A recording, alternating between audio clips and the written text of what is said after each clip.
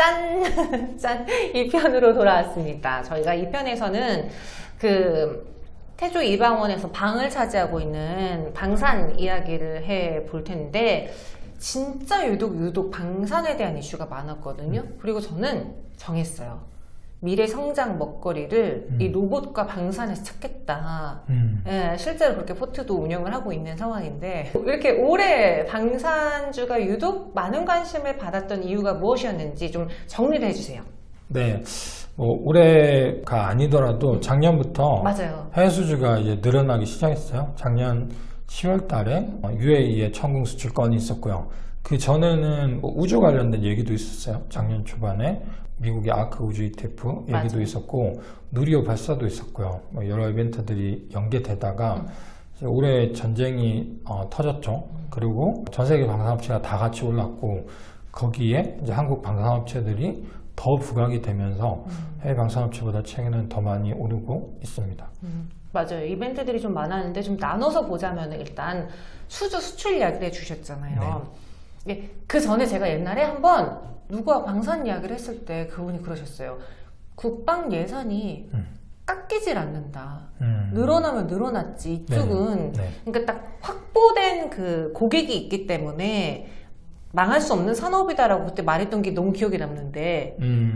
그게 맞아요. 그쵸? 네, 맞는데 그 논리였어요. 그 전에는. 그 전에는 맞아요. 네, 수출 전에는 북한을 대치하고 있고 통일이 되더라도 여전히 열강들 사이에 있기 때문에 국방 예산이 계속 증가를 하고, 이거는 굉장히 편안한 사업이고 따박따박 성장하는 사업이다라고 얘기했지만 매력은 그 정도까지였어요.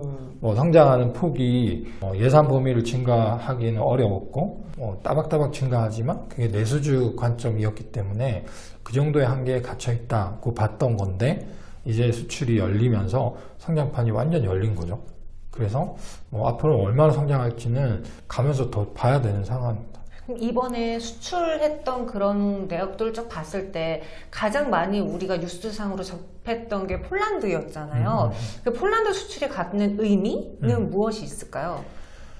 기존에 수주하는 한 프로젝트들에 대한 뉴스들은 대개는 셀론이라고 해서 뉴스가 나오면은 이제 팔아라.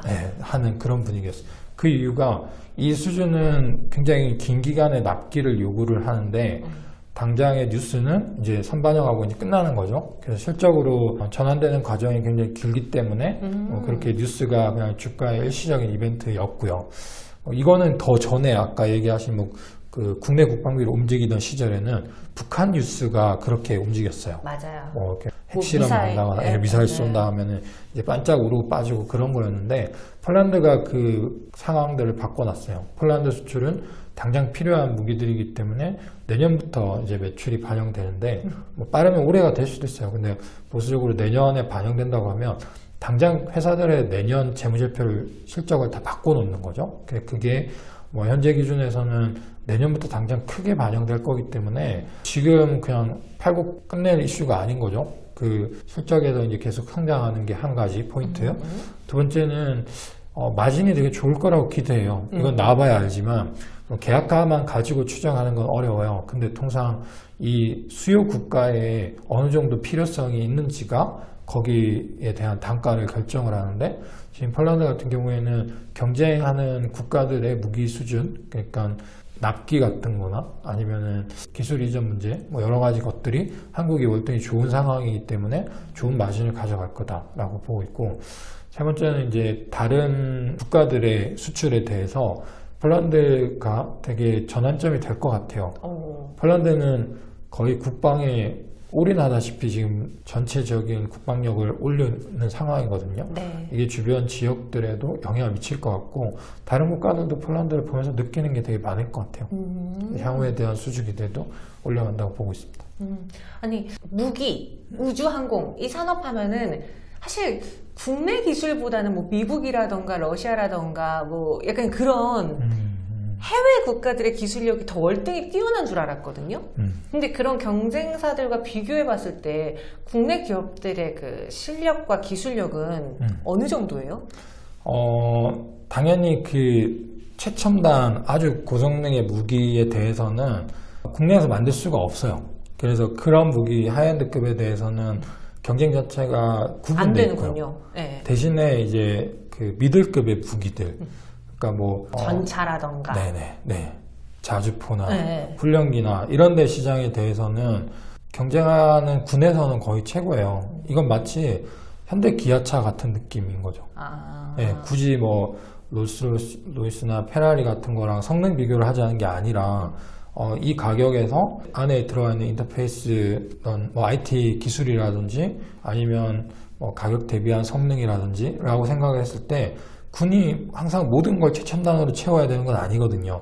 싸울 수 있는 무기 체계들을 다 연동해서 전체적으로 갖추고 있어야 되니까 그 미들급 무기에서 역량이 굉장한 거죠. 오. 그 2차 대전이 끝나고 나서 엔진을 이제 직접 만들고 개발한 나라가 우리나라밖에 없어요. 다 그 이전에 갖고 있던 기술들을 가지고 빌드업을 한 거거든요. 근데 가만히 보면 뭐 전차도 그렇고 자주포도 그렇고 뭐 다 이런 엔진이 들어가는 거고 자동차 같은 느낌인 거죠. 네. 그렇게 생각했을 때 국내 IT 기술이나 이 성장 기술들을 봤을 때 다른 국가에 비해서 훨씬 더 이제 국방에 좋은 환경이 조성이 됐던 거죠. 아, 제가 약간 그 군대는 안 갔다 왔지만 저도 애국심이라는 게 좀 강하게 있는 편이에요. 네. 그래서 이번에 러우 전쟁 딱 터진 거 보고 생각을 그냥 저 혼자 그냥 해봤는데 네.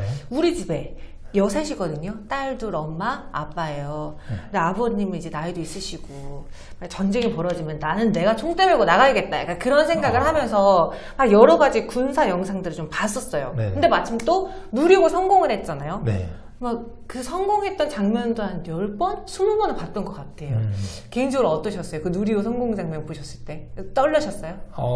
뭉클했죠. 네. 그 기술적인 집약이 돼 있는 거니까 우리나라도 이 정도 기술까지 왔구나라는 거고요. 그 이후에 이제 갈 길들에 대해서 이제 계속 열리게 되는 거기 때문에 향후에 대한 기대들이 많이 커지더라고요. 그럼 아까 말씀하셨던 그 세론으로 이전에는 봤다면 이제는 그게 아니다라고 했잖아요. 네. 수출이라던가 그런 뭐 누리호, 앞으로 뭐 달 이런 거에 대한 이벤트는 여전히 계속 쭉 나올 예정인 건가요? 네, 계속 확장된다고 봐요. 그 해외 같은 경우에는 폴란드 외에도 많은 국가들이 이제 군비를 증강을 시킬 때 전 세계 국방비 규모에서 우리나라가 얼마나 포지션을 차지하는지에 따라서 앞으로 이제 주가들이 추가로 형성이 되겠죠. 근데 아직까지 뭐 반영된 거는 몇 개 국가밖에 안 돼요. 근데 우리나라 무기 체계는 전 세계 거의 모든 국가에서 사용될 수 있는 무기 체계고 거기에 우리나라는 정치적으로 중립국이기 때문에 네. 애매한 지역까지 팔 수 있는 판로가 되게 넓어요. 그래서 이런 부분에 대한 성장이 있을 것 같고 말씀하신 누리호나 우주 관련해서는 미국은 뭐 스페이스X나 블루오리진, 뭐 영국의 버진 갤럭틱 같은 민간 기업이 주도를 하지만 국내에서는 이게 다 방산 기업들이 우주를 주도를 할 거거든요. 네. 그래서 그런 모멘텀도 앞으로 굉장히 많이 열려 있다고 볼 수 있습니다. 그럼 여기서 저희가 딱 어떤 한 종목을 콕 집어서 말씀드릴 수는 없지만 대표적으로 떠오르는 게 이제 하나 에어로스페이스. 네. 뭐 제가 아는 것만 말씀드릴게요. LIG 넥스원, 네. 한국항공우주. 네.